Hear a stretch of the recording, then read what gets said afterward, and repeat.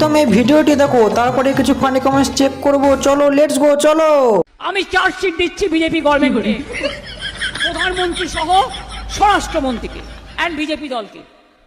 তৃণমূল কংগ্রেসের বিরুদ্ধে চার্জশিট দেওয়ার আগে একটা ব্যাপার বলে আমি উত্তর দিই।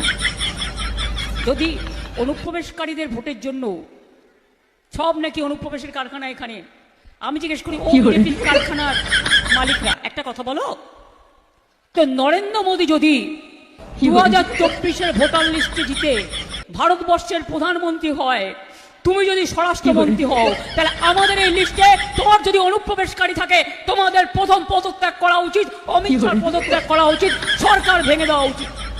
এটা আমার। তো চলিয়ে শুরু করতে হ্যাঁ। সিম্পল কথা, তুই তৃণমূল করিস তার মানে তুই চোর। ঠিকই বলেছেন, 2005 সালে মমতা ঠিক না, 2026-এ মমতাই ঠিক।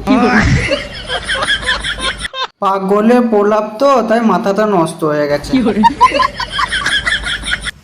কেন যে এত চিৎকার করে কে জানে, গালের চাপাগুলো ভেঙে পড়েছে চিৎকার করতে করতে।